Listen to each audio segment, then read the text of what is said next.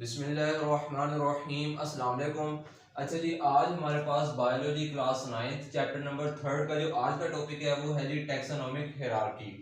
Taxonomic hierarchy को समझने से पहले हमें टैक्सोनॉमी को समझना पड़ेगा, क्योंकि जब हमें टैक्सोनॉमी समझ आएगी देन फिर उसके बाद ही हमें टैक्सोनॉमिक हायरार्की समझ आएगी।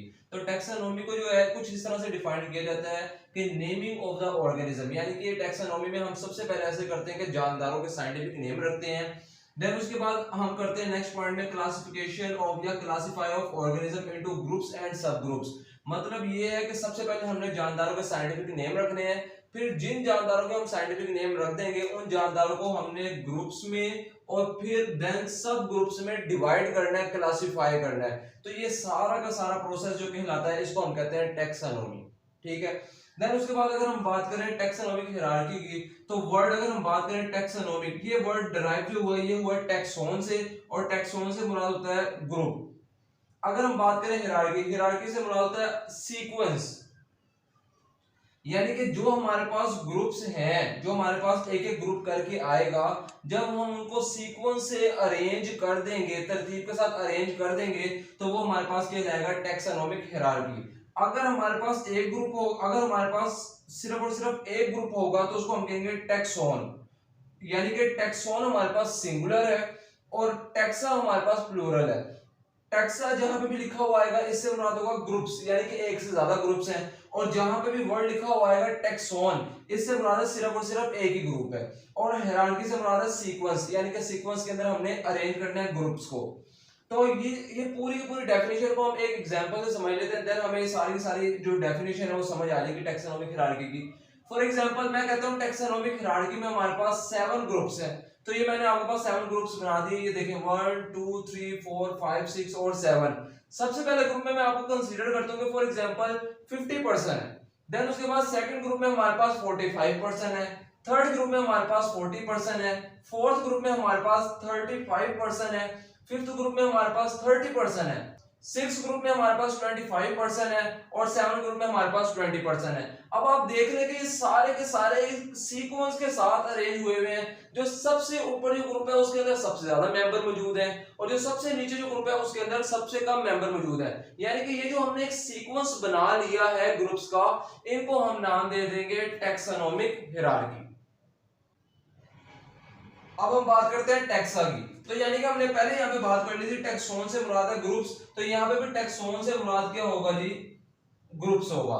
यानी कि ऐसे ग्रुप इन विच, यानी groups in which organism are classify are known as taxa, यानी कि वो ग्रुप्स जिसमें हम जानदारों को क्लासिफाई कर देंगे, डिवाइड कर देंगे, उनकी क्लासेस बना देंगे, देन उनको हम नाम दे देंगे टैक्सा। फॉर एग्जांपल मैं कहता हूं आपके पास एक स्कूल है, उसके मैट्रिक क्लास तक की जो है वो क्लासेस मौजूद हैं। हम इनमें से कोई एक क्लास जो है वो उसको पिक कर लेते हैं। फॉर एग्जांपल मैं कहता हूं आपके पास क्लास 1 है, तो क्लास 1 में आपके पास काफी ज्यादा स्टूडेंट है। जब आपके पास काफी ज्यादा स्टूडेंट होंगे क्लास 1 में, तो आप सबसे पहले उन स्टूडेंट को अलग करेंगे जो सबसे ज्यादा लायक हैं, देन उसके बाद उन स्टूडेंट को अलग करेंगे जो नॉर्मल है, देन उसके बाद उन स्टूडेंट को अलग करेंगे जो जिनके ऊपर जो है वो मेहनत की काफी ज्यादा जो है वो जरूरत है। तो फिर इस तरह से जो हम स्टूडेंट्स को अलग करें, इस तरह से जो हम स्टूडेंट्स को अलग करें, फिर अलग करने के बाद जो हमारे पास सबसे लायक स्टूडेंट होंगे हम कह देंगे ये सेक्शन ए में बैठेंगे।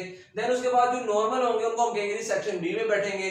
जो हमारे पास जिन वो स्टूडेंट जिन पे सबसे ज्यादा मेहनत की जरूरत है हम उनको कहेंगे ये सेक्शन सी में बैठेंगे, क्लास 1 सेक्शन सी में बैठेंगे। यानी कि क्लास 1 जो है वो एक ग्रुप है, और उसके बाद जो हमने इनके सेक्शन बना दिए, section 1 section A section B section C, तो ये हमारे पास सब ग्रुप है। ये जो हमारे पास ग्रुप और सब ग्रुप आ रहे हैं जिनमें हम जानदारों को क्लासिफाई कर रहे हैं, तो हमने उनको नाम दे दिया टैक्सा।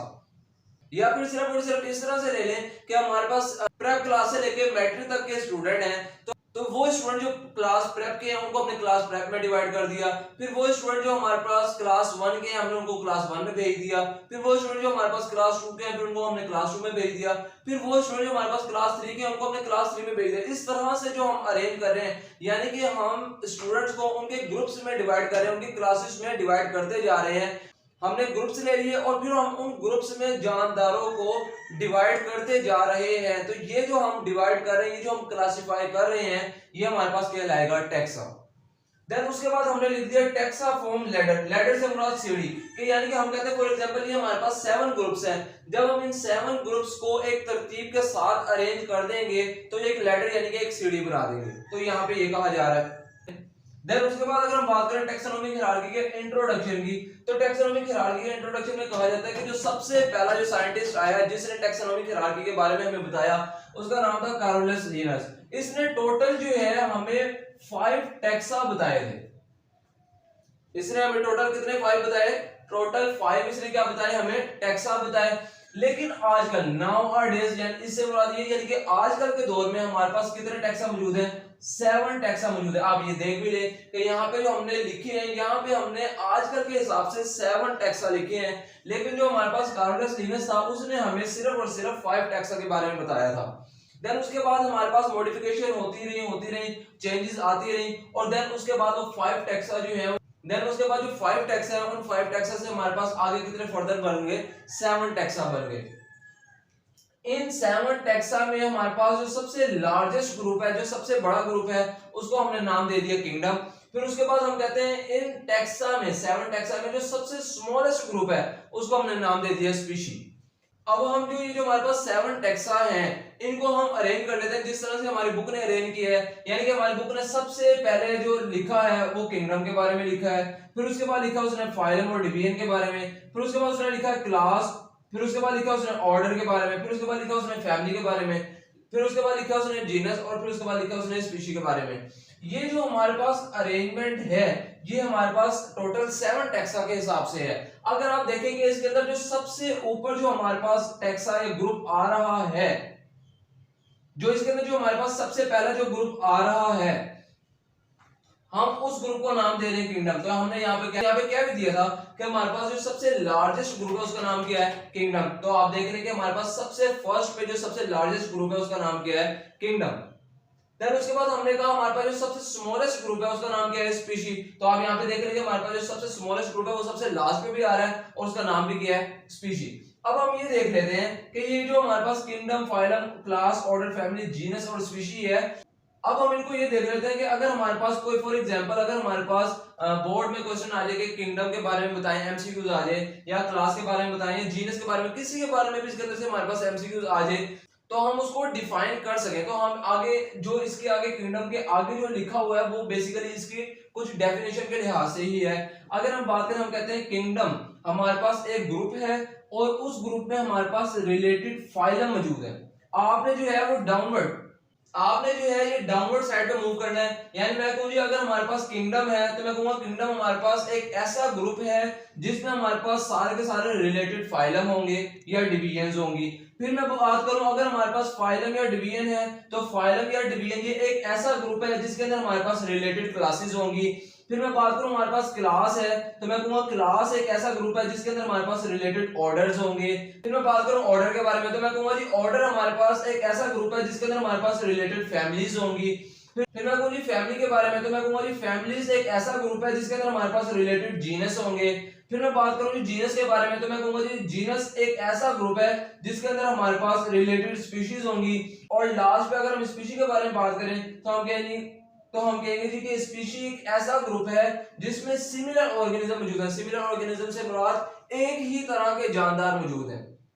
तो ऐसा ग्रुप जिसके अंदर हमारे पास एक ही तरह के जानदार मौजूद होंगे उसको हम नाम दे देंगे स्पीशीज। ठीक है जी।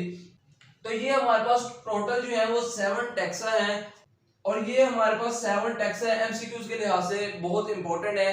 अक्सर इसके अंदर से जो है वो कोई ना कोई जो है एमसीक्यूज आ जाता है और सम टाइम कभी कभार इस तरह से होता है कि हमारे पास वर्ड लिखा हुआ है जीनस और लिखा हुआ है स्पीशीज, तो इसके अंदर से क्वेश्चन आया था कि आप बताएं आप जीनस को भी डिफाइन करें और आप स्पीशी को भी डिफाइन करें। तो कभी कभार हमारे पास इन दोनों की डेफिनेशन भी आ जाती है। तो ये था हमारे पास टैक्सोनॉमिक हायरार्की। उम्मीद है कि आपको ये टॉपिक जो है वो समझ आ गया होगा।